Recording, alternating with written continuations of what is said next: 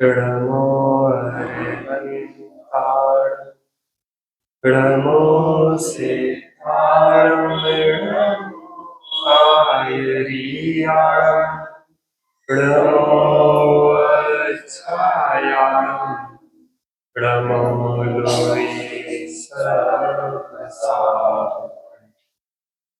मंगलम भगवान वीरो मंगलम गातनो गणी मंगलम कुंद कुंदात्यो जैन धर्मोस्तु मंगल सर्वमंगल मांगल्यम सर्वकल्याणकारिकम प्रधानं सर्वधर्माणां जैनं जयतु शास्त्रम् जैनं मंगलमय मंगलकरं वीतरागवेद्यान् नमो पारिजाते भये करि मंगल करि ओम गणित करण के काज जाते मिले समाज सब पावे निज पद राज पावे निज पद पर लक्ष्य तजो निज तत्व भजो आत्मन निज में शांति मिले आत्मन निज में शांति का परिणमन स्वतंत्र हरे मेरा विकल्प नहीं चले मेरा विकल्प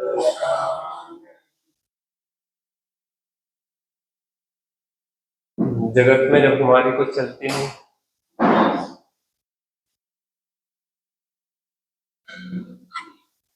तो व्यर्थ पर द्रव्यों को अपनी इच्छानुसार चलाने के विकल्प कर करके वर्तमान में दुखी होते हैं और आगे दुखद कर्मों का बंध करते रहते। ये अकाट्य सत्य है। ये विकल्प पर में अकिंचित कर है और अपने लिए अनर्थकारी। कैसे है? पर में माने हमारे विकल्पों से परद्रव्य का तो कुछ होता नहीं है। शरीर को अपने अनुसार चलाना चाहे, अपने अनुसार चलता नहीं है।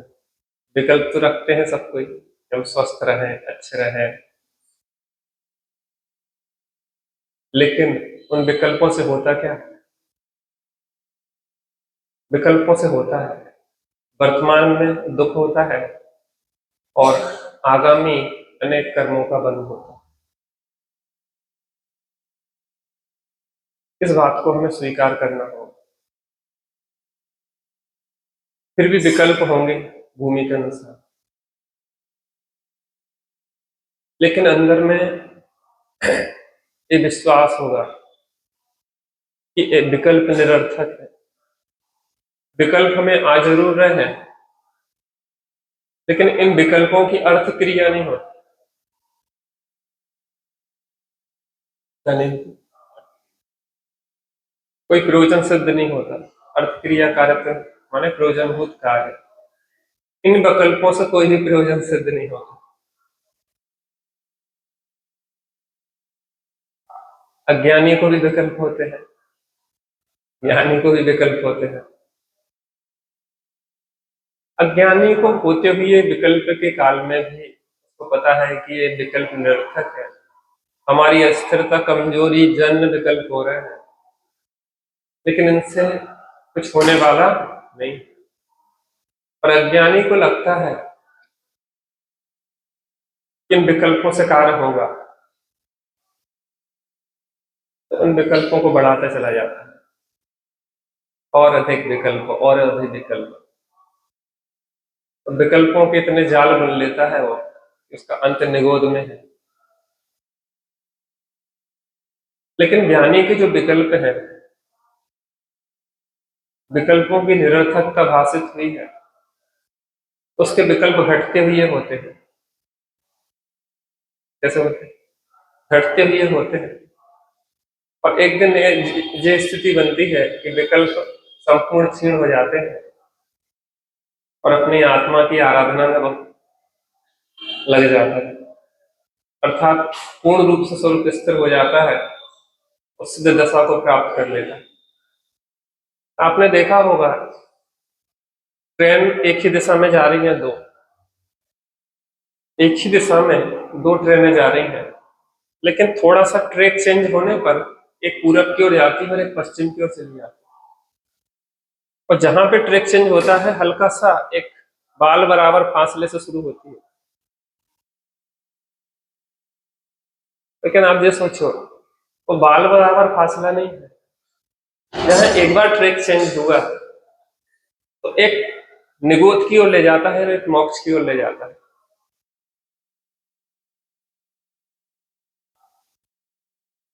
एक कहाँ ले जाता है?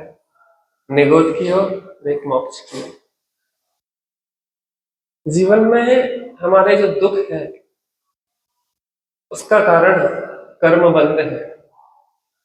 उस कर्म बंध का कारण है मिथ्यात्वादिक आश्रव। क्या है? मिथ्यात्व आदिक आश्रव भाव।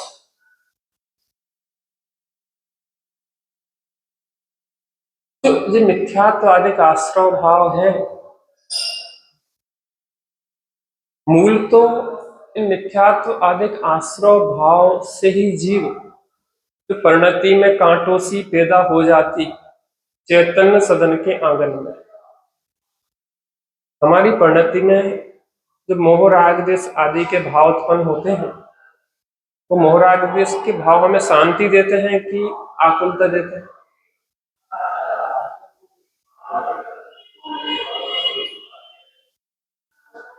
माने हम अपने दुख के जिम्मेदार स्वयं हैं।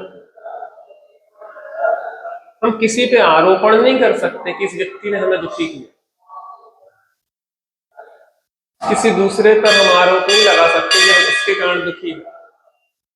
भले आपने उसको लक्ष्य बना के अपनी परिणति में जो राग द्वेष के भाव उत्पन्न किए, लक्ष्य उसका है, लेकिन राग द्वेष के जो भाव उत्पन्न हुए वो तुम्हारी परिणति में हुई। तुमने लक्ष्य बनाया है,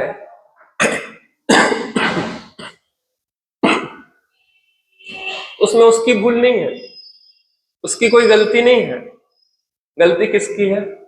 मेरी।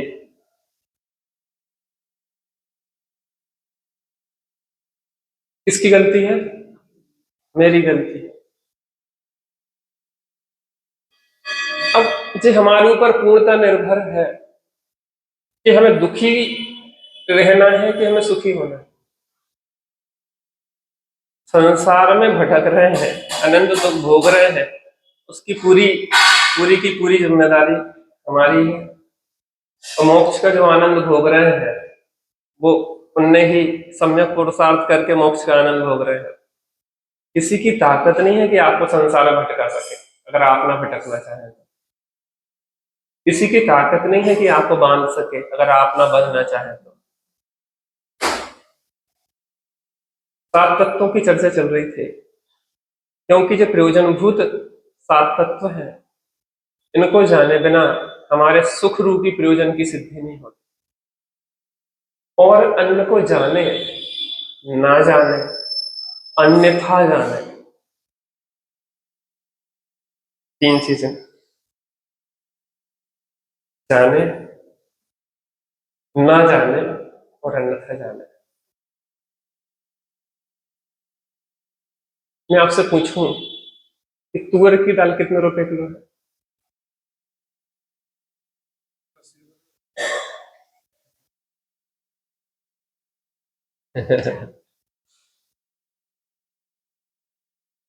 आलू के भाव क्या भाव कर रहे चल रहे? नहीं जानना। जाने,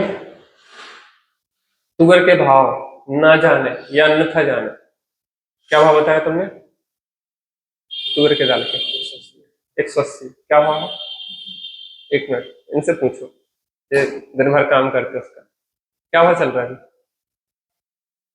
हाँ? पक्का? कम ज्यादा? वैसे कितना है? 150। एक बात बता रहे, हम तो दृष्टांत दे रहे, ज्यादा उसमें हमें दिमाग नहीं लगा। हम ये कहना चाह रहे हैं, हम जाने तुअर के भाव, ना जाने या अन्यथा जाने, तीन चीजें सिद्ध करना है। उससे आपके व्यापार का क्या नुकसान होगा?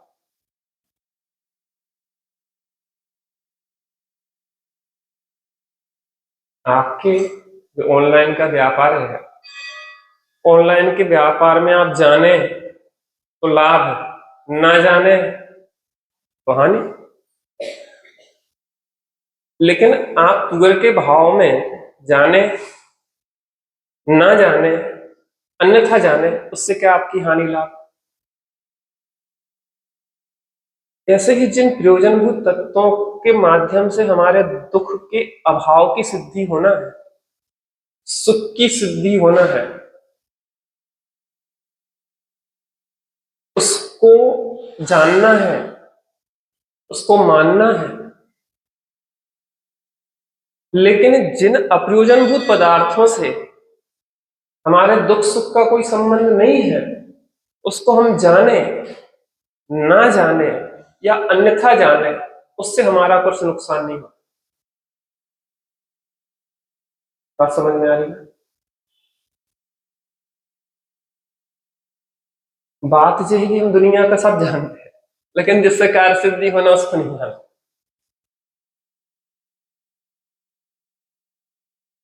पंडित जी है तो साथ ही बात है, इतनी छोटी सी, हमें तो परिभाषाएं भी याद है। परिभाषाएं मात्र नहीं है, ये भाव है।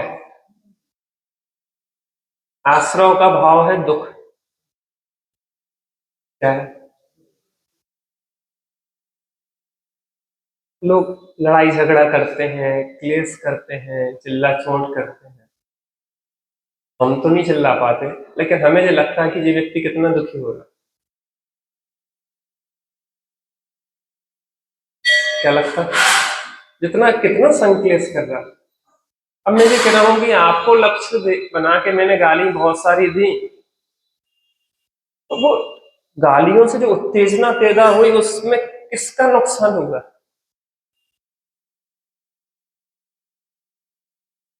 अब मैं तो उसको 1000 गाली दे के आया, 1000 गालियां। समय शक्ति बुद्धि किसकी खर्च हुई? देने वाले की। लेने वाले ने कहा कि भाई साहब हमने लेना बंद कर दिया है गालियां।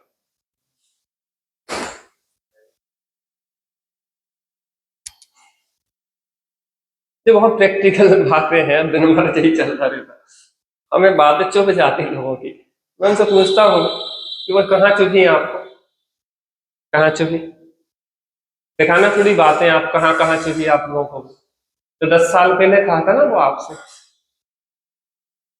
ऐसा उनने 10 साल पहले ऐसी बात कही थी कि अंदर चुभ गई हमारे हृदय में। तो देखा उसका घाव कहाँ चुभ गई। उनकी बातों से उसका संपर्क नहीं है, तुमने जबरदस्ती का क्या किया, उसको ले लिया। ना ले तो उनकी बात है उनके पास। अच्छा, जगत में इतनी सारी बातें होती हैं, आप किस किस को ढोगे? अब जो सब्जी वाला सब्जी में इतनी सारी चीजें बेचता रहता, आलू ले लो, प्याज ले लो, भटा ले लो, ये ले लो, आप अपनी जो काम की चीजें वो ले लेते हैं, बाकी उसको बुझाने उसको क्या करना है? तो ऐसे ही अपन भी लोक में जो सीख जाए कि हमारे काम की क्या चीज है, वो हम ले लें, बाकी जो हमारे काम की नहीं है उनसे हमें क्या मतलब ज्यादा। जिससे हमारी परिणति में दुख होता है, संक्लेश होता है, पीड़ा होती है, उन चीजों को क्या करें? छोड़ दें। जिससे हमारी परिणति में आनंद होता है वो हम ले लें। तो यहाँ पे जो चर्चा हो रही थी, आश्रव, जिन मोह राग देश भावों से ज्ञाना वर्णादि कर्म आते हैं, उन मोह राग देश भावों को तो भावाश्रव कहते हैं। क्या कहते हैं? भावाश्रम। अब देखो,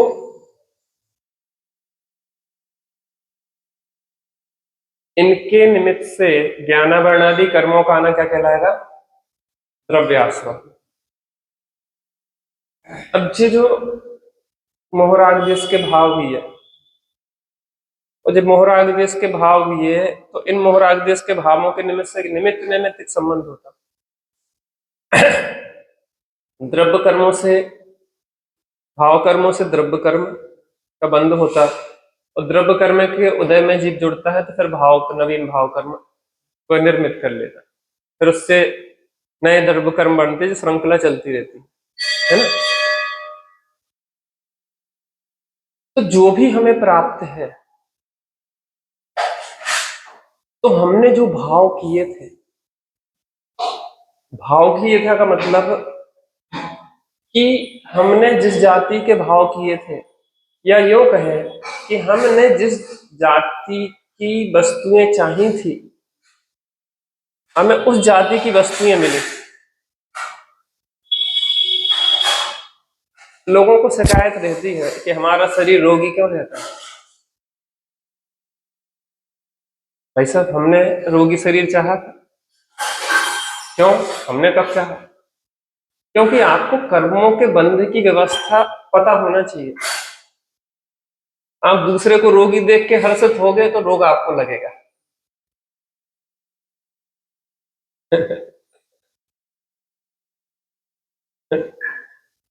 आठ कर्मों के बंध के कारण देख लो आप तत्काल सुख। क्या? दुख शोक पाप आक्रंदन बद परिधि। आप दूसरे को तकलीफ में देख के हर्षित हो रहे हैं, तो आपको रोग लगेगा। आप तकलीफ में होंगे और जगत हंसेगा, क्योंकि हमने चाहा है। दूसरे के ज्ञान पे आवरण डाला है हमने, तो भविष्य में हमारे ज्ञान पे आवरण डलेगा। हमें याद क्यों नहीं होता? क्योंकि आपने दूसरे के ज्ञान में अवरोध पैदा किया था। तो आपके ज्ञान में अवरोध पैदा हो रहा है, उसकी जिम्मेदारी कौन की है? तुम्हारे भाई साहब एक दृष्टांत देते हैं।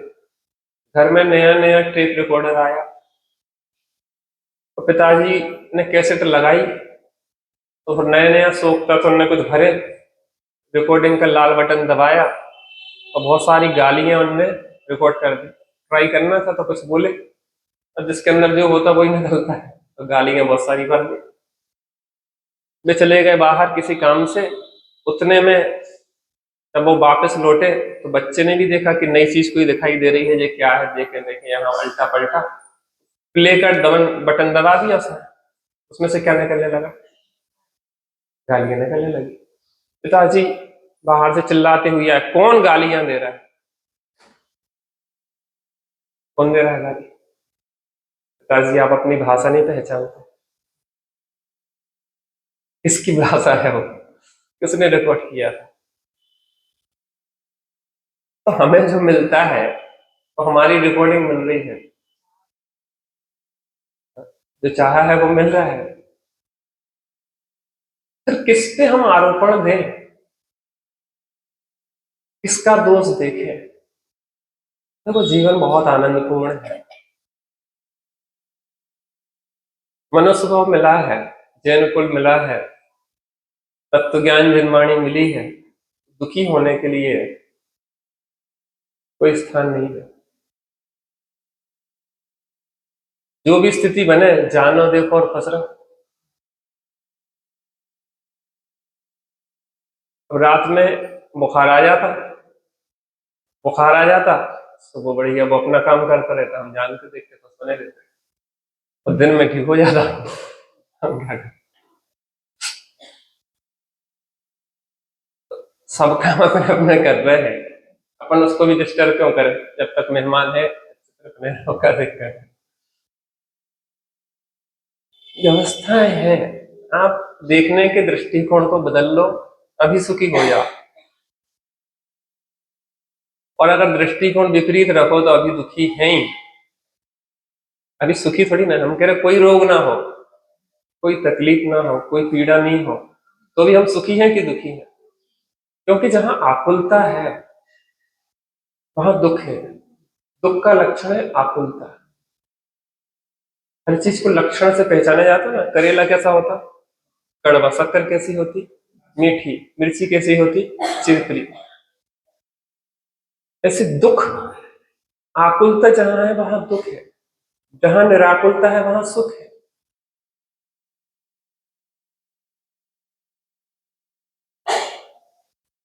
जीवन एक सीधा सच्चा सरल सहज है। धर्म कोई मंदिर की चार दीवारी की चीज नहीं है। क्योंकि मनुष्य जो है संख्याति सम्यक दृष्टि है, त्रियंच असंख्यात सम्यक दृष्टि है। एक एक नरक में नार की असंख्यात असंख्यात सम्यक दृष्टि है। तीसरे नरक तक असंख्यात तीर्थंकर प्रकृति के धारी अभी भी जीवन के वहां से निकलेंगे और तीर्थंकर। तीसरे नरक तक, पहले में असंख्यात, दूसरे में असंख्यात और तीसरे में असंख्यात तीर्थंकर प्रकृति वहां बांध रहे हैं और वहां से निकलेंगे और यहाँ तीर्थंकर बन के मोक्ष चले जाएंगे।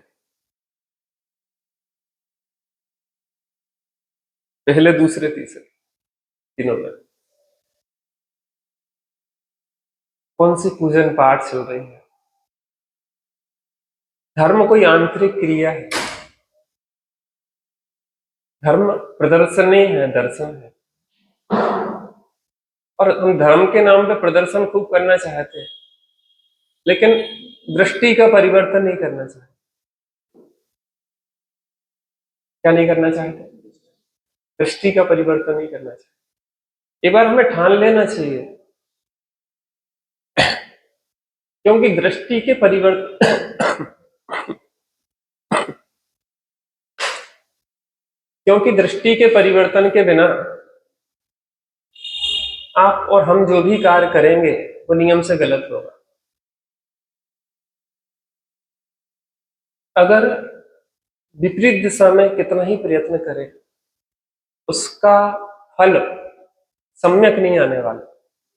ताकत बहुत लगेगी, ऊर्जा बहुत खर्च होगी, समय, शक्ति, बुद्धि सब बर्बाद होगी, लेकिन शांति नहीं मिलेगी। आज हमें विचार करना होगा जीवन में कि हमने इतने वर्षों तक इस जीवन के और अनादिकाल से आज तक धर्म के नाम पे इतना कुछ किया, तो भी क्या हमारे जीवन में शांति आई?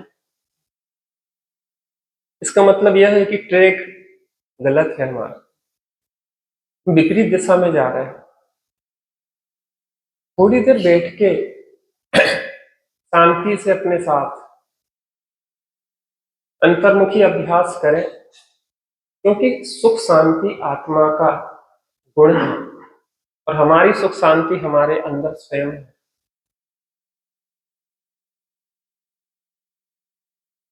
हमें किसी दूसरे से लेने जाना नहीं है,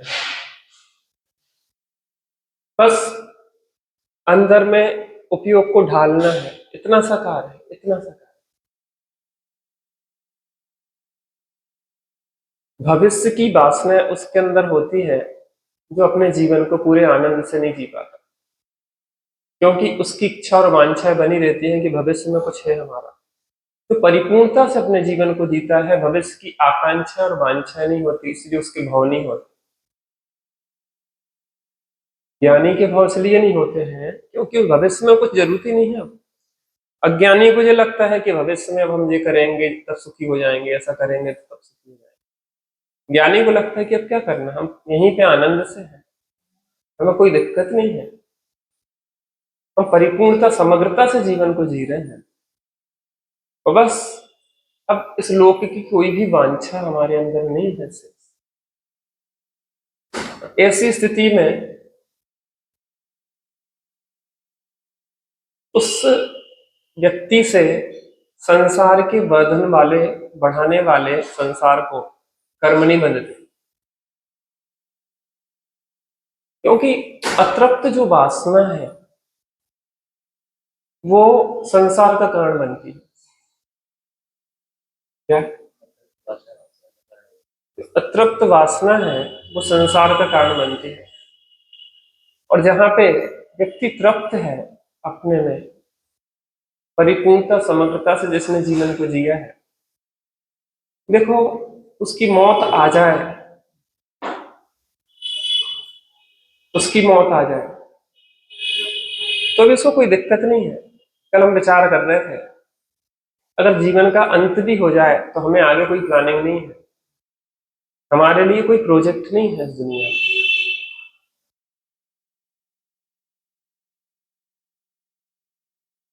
समस्या उनके साथ होती है जिनके पास प्रोजेक्ट है। आपको लगता है जगत में भले हमारी पूछ हो इन प्रोजेक्टर से, लेकिन हमारा जीवन नरक बन जाता है। आपको लगता है कि फला जगह प्रोजेक्ट चालू कर दिया, वहां वहां वहां तमाम लोग आते हैं, तमाम लोग प्राण खाते हैं, आगे पीछे लोग, हमें आगे पीछे लोगों को क्या घुमाना है। हमारा एक ही प्रोजेक्ट है, वो है शांति। हमारा एक ही प्रोजेक्ट है, वो है निराकुलता। एक ही प्रोजेक्ट है, मुक्ति की प्राप्ति। इतने निर्भरता से जियो वर्तमान में कि भविष्य के अगले क्षण की भी कोई प्रोजेक्ट, कोई व्यवस्था अगले क्षण में नहीं। इसी क्षण में सब कुछ आनंद है, इसी क्षण में। आगे जाके क्या करना है तुम्हें? आगे जाके क्या करना है? आप अभी परिपूर्णता से अपने साथ हैं। हमारा सुख कहीं मोक्ष में नहीं रखा कि मोक्ष जाके हम सुखी होंगे। मोक्ष उनकी परिणति में उतरता है जो अपने में उतरते हैं। अपने में उतरे बिना मोक्ष चले भी गए तो निगोदिया बन के अनंत दुखी होंगे। मोक्ष स्थान में सुख नहीं है, सुख तो आत्मा में है। जो आत्मा में उतरता है, प्रकृति से मोक्ष स्थान क्योंकि कर्म से रहित हल्का जीव होता है तो ऊर्ध्वगमन से ऊपर पहुंच जाता है, और उससे कोई फर्क थोड़ी ना पड़ता। वो यहाँ भी बना रहे तो उससे उसके सुख का क्या फर्क पड़ेगा। अरिहंत भगवान यहाँ है, सुख में अरहंत सिद्ध के कोई किंचित अंतर थोड़ी ना। सम्यक दृष्टि को भी जो सुख है, जातिगत भेद उसमें भी नहीं है। जो सिद्ध भगवान सुख भोग रहे हैं उसी जाति का सेम टू सेम चौथे गुण स्थान वर्ती सम्यक दृष्टि, पंचम गुण स्थान वर्ती मुनिराज, बस उसमें ज्यादा ज्यादा समय की लीनता हो जाती है, जल्दी जल्दी हो जाती है। मग्नता का टोडरमल्ली साहब कहते हैं ना, नीचे के और ऊपर के गुण स्थानों में अंतर क्या कहते हैं? मग्नता का अंतर। नीचे के गुण स्थानों में जो मग्नता है वो कम है, और ऊपर के गुण स्थानों में मग्नता ज्यादा है। चार लोग सो रहे हैं, किसी की नींद बहुत गहरी है और किसी की उथली है, तो जो ऊपर के गुण स्थान वाले हैं बहुत गहरे डूब जाते हैं। एक बार डूबने का अभ्यास तो करो, कब तक किनारे की धूल खाते रहेंगे संसार की। तो जिन मोह राग द्वेष भावों से ज्ञानावरणादि कर्म आते हैं, अभी भी कुछ ना कुछ भाव तो चल ही रहे, और प्रत्येक जीव के कुछ ना कुछ चलते ही रहते हैं परिणामों की गति। जो भी परिणाम चलते हैं वो परिणामों के और द्रव्य कर्मों के ऐसा निमित्त नैमित्तिक संबंध होता है कि यहाँ जीव के भाव और यहाँ द्रव्य कर्मों का आना सहज होता। यद्यपि कोई किसी का कर्ता धरता नहीं है, क्योंकि द्रव्य कर्म पुद्गल का कार्य है और भाव कर्म जीव की परिणति है। लेकिन जीव के भाव यहाँ होते हैं तो कर्म वर्गणाएं स्वतः ही उस जाति की आत्मा के प्रदेशों के साथ एक क्षेत्रावगाह रूप से संबंधित स्वतः स्थापित कर लेती है। क्या कर लेती है? यद्यपि उन वर्गणाओं को ज्ञान नहीं है, लेकिन ऐसा ही सहज निमित्त नैमित्तिक संबंध है। दृष्टांत दिया कि रात्रि में चकबा चकबी बिछुड़ जाते हैं और प्रातः काल में मिल जाते हैं। चंद्रमा कोई शत्रु नहीं है कि उसने बिछोड़ दिया, सूर्य कोई मित्र नहीं है कि वो मिला रहा है, लेकिन सहज ऐसा ही निमित्त नैमित्तिक संबंध। सूर्य का उगना और कमल का खिलना। सूर्य कमल को नहीं खिलाता है, लेकिन कमल कब खिलता है? जब सूर्य उगता है। तो निमित्त नैमित्तिक संबंध है, कर्ता कर्म संबंध नहीं। ऐसे ही जीव के भावों का और द्रव्य कर्मों का निमित्त नैमित्तिक घनिष्ठ संबंध है। विश्व की सबसे ईमानदार व्यवस्था कर्म व्यवस्था है। कौन सी व्यवस्था है? कर्म व्यवस्था। यहाँ पे कर्मों में बेईमानी क्यों नहीं होती, उसके दो कारण बताए। क्योंकि ना तो कर्मों को ज्ञान है और ना कर्मों के दया है। बेईमानी वहां होती है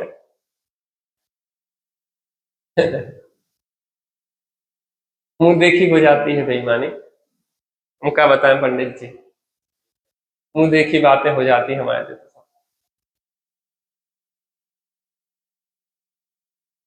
बेईमानी वहां होती है जहां ज्ञान हो और दया अर्थात राग हो। और वो सीधे दो दूनी चार जैसा साथ चलता उनका। तो आपने भाव की जिस जाति के, वो आके बंद गए।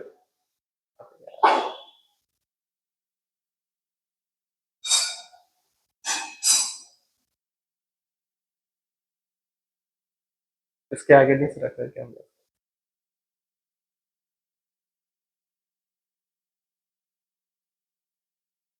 देखो क्या है,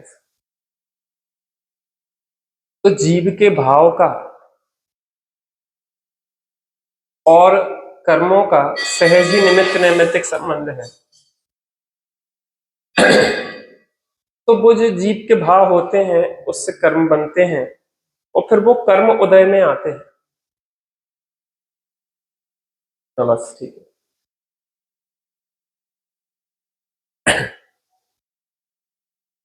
बंध, आत्मा का अज्ञान मोह राग देश पुण्य पाप आदि विभाव भावों में रुक जाना स्वभाव बना। भावाश्रव और भावबंध, तो शुभाशुभ भावों की उत्पत्ति भावाश्रव, शुभाशुभ भावों का बना रहना भावबंध, शुभाशुभ भावों की उत्पत्ति से कर्मों का आना तो द्रव्याश्रव, और उनके निमित्त से उद्गल का कर्म रूप बनना सुद्रव्य बंध। ये बहुत वैज्ञानिक प्रक्रिया है। यहां हमें जो लगता है कि बेईमानी हमारे साथ हो रही है, हमारे लिए ऐसा रोगी शरीर क्यों मिला, हमारे लिए ऐसा कुरूप शरीर क्यों मिला, हमारे लिए ऐसा परिवार कुटुंब जो हमें निरंतर क्लेश देता रहता है ऐसा क्यों मिला, हमें ऐसी समाज क्यों मिली। जितने भी आपके और हमारे प्रश्न हैं, जितनी भी हमारी और आपकी शिकायतें हैं, उसका एक ही जवाब है कि हमने चाहा था।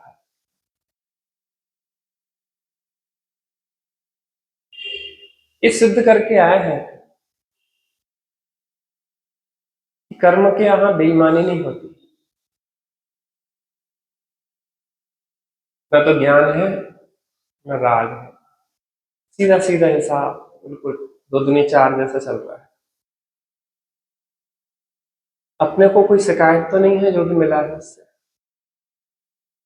पंडित जी हमने करे थे कर्म, हमने करे थे, नहीं नहीं पंडित जी ने करे थे और तुम्हारे उदय में आ रहा है।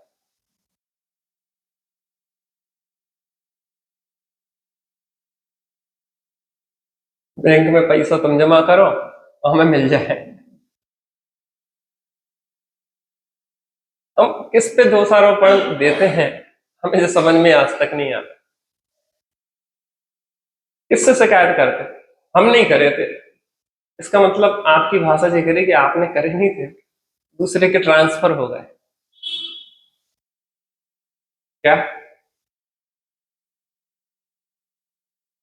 हमें ऐसा लगता है कि हम इसके कारण दुखी हैं। बिल्कुल गलत है। आपने उसको आकर्षित किया था, आकर्षित किया था आपने उसको मेहमानी की थी, आश्रय बंध आपने किया था, आपने उस व्यवस्था को चाहा था। क्या चाहा था? उस व्यवस्था को चाहा था आपने।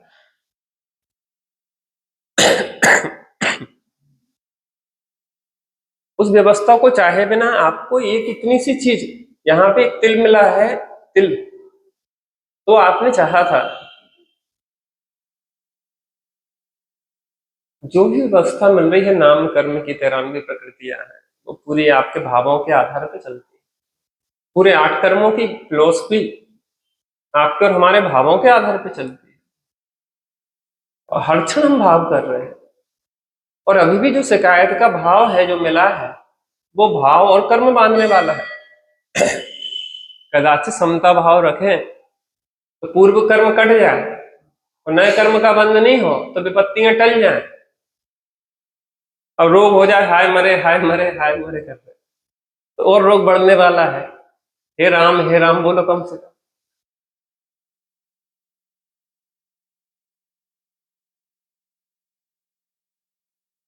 हाँ? हमारे हाय मरे में संक्लिष्टता होती है। मैं ये कह रहा, अभी मर रहा हो व्यक्ति, अंतिम स्टेज में चल रहा, अभी सकारात्मक सोच ले तो अभी प्रसन्न होकर चला जाएगा।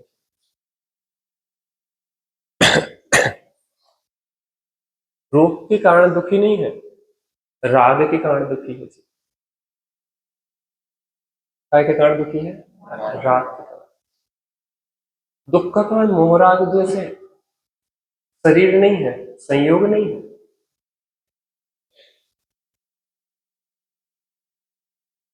बात स्पष्ट है कि नहीं है? इस चीज को हम जितनी गहराई से समझ पाए, जीवन में अभी हम आनंदित हो सकते। आज से आप मोक्ष में जीने लग जाएंगे। श्रीमद जी ने कहा कि मूलतः परिणाम ही गति है। बहुत गहराई है शब्द में, मूलतः परिणाम ही गति है। परिणाम ही गति है माने आपने जो भाव करे संक्लेशता रूप, वो परिणाम जो संक्लेशता रूप हुई है, वो नरक गति को आपने भोगा है। आपने या हमने जो मायाचारी के भाव किए हैं, हमने त्रियंच गति को भोग लिया है। अच्छे भाव किए तो मनुष्य देव गति को भोग लिया है, और स्वरूप स्थिरता रूप भाव किए तो मोक्ष को भोग लिया।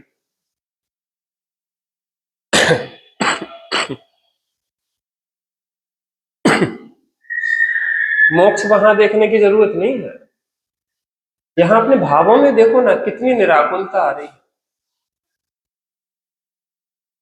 हमारे जीवन में कितनी शांति आ रही है।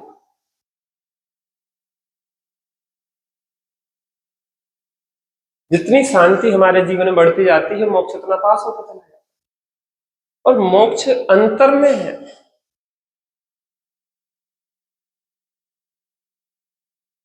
मुंच धातु से मोक्ष शब्द बना है। मुंच मान, यहाँ मुंच माने छूटना, छूटने के अर्थ में भी प्रयोग। तो जहां हम विकारों से छूट जाते हैं तो वही तो मोक्ष है, और विकारों से तो यही छूटा जाता ना। मोक्ष में तो जो छूट गए उन्हें स्थान दे दिया जाता, उनका स्थान एक निश्चित है, हल्के हो गए तो ऊपर चले जाएंगे। तो हम जितने जितने विकारों से छूटते चले जाएंगे, जीवन में यही मोक्ष है।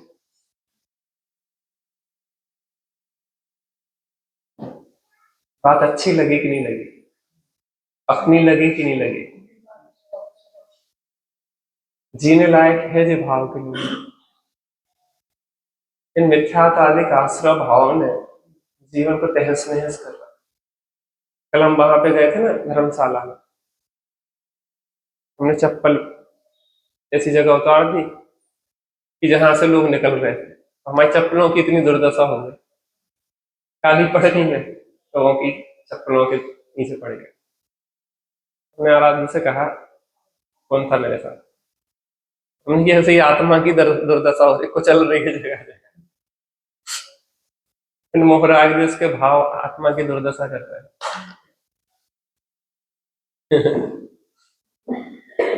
और कोई दूसरा नहीं कर रहा है, कौन कर रहा है?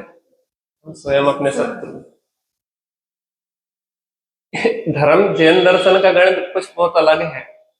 यहाँ हार की जीत होती है और जीत की हार होती है। कोर्ट से जो मुकदमा जीत जाए वो यहाँ हार जाता है, जो कोर्ट से मुकदमा हार जाए वो यहाँ जीत जाता है। जो जैन दर्शन है। भरत बाहुबली में कौन जीता था? बाहुबली ने सब छोड़ दिया, तुम रखो भैया चल, वो जीत गए थे। हमारी हम दुनिया, पागलों की दुनिया के हिसाब से हिसाब कब तक लगाते रहेंगे? यहाँ त्याग वाले को श्रेष्ठ कहा, त्यागियों की पूजा होती है, परिग्रहियों की, भोगियों की पूजा नहीं होती। त्याग से महान होते हैं।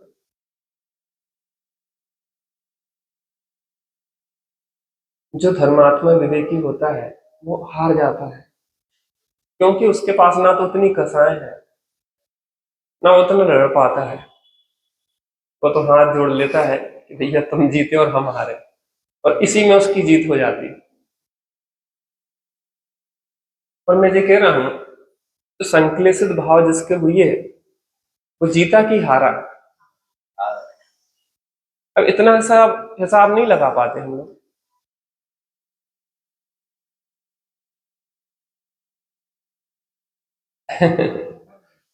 दो दूनी चार जैसा हिसाब है भैया। आज समझो, चाहे कल समझो, चाहे अनंत काल के बाद समझो, बात तो यही समझो। चलिए थोड़ी देर बैठ जाए तो।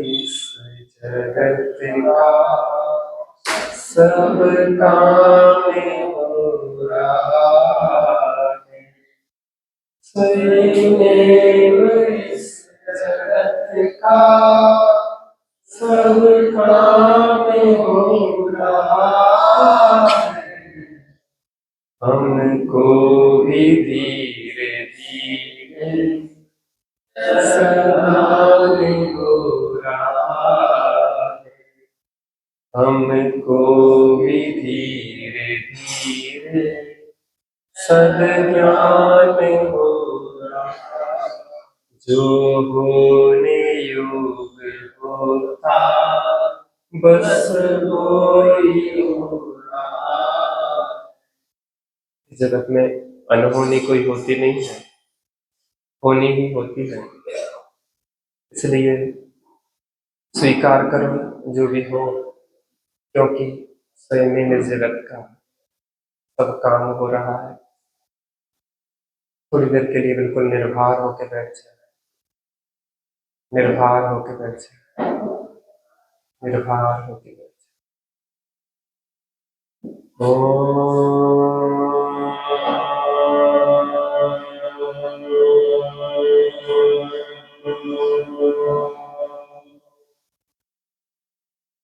शांति शांति शांति।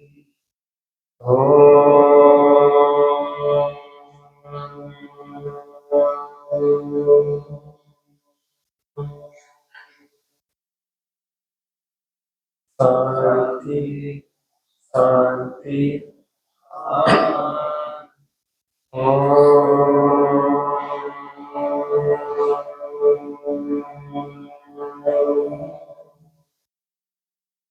शांति शांति शांति। थोड़ी देर के लिए बिल्कुल शांत हो जाए, बिल्कुल निर्भर हो जाए।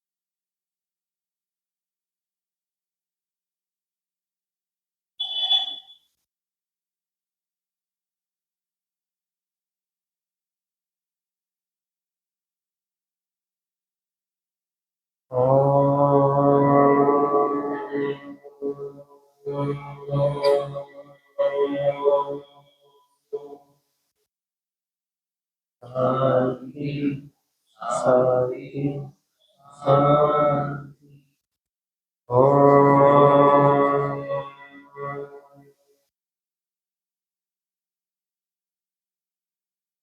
शांति, शांति, शांति।